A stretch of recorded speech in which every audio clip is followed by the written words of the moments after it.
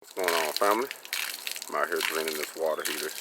I don't know if you can see that. You can still see the heat coming off of it. So the water is good and hot, but it's not pumping.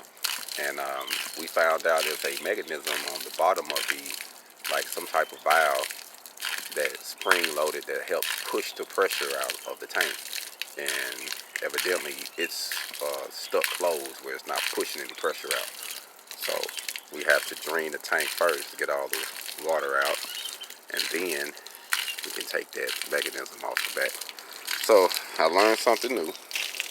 So if you're having an RV issue and hot water is not coming out of the faucet at all, then the mechanism on the bottom of your tank then got stuck open.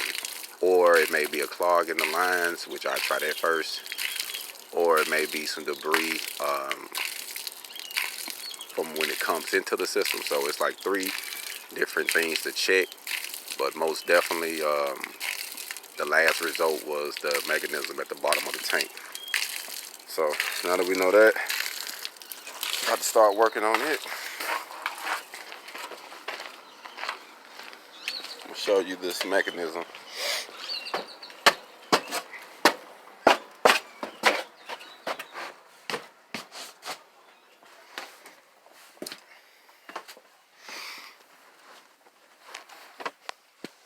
So, see this thing right here? That's the mechanism that controls the pressure. Helps push the pressure out so that way the water can circulate through the system. And it didn't went out. So that's what we're replacing. Hold on.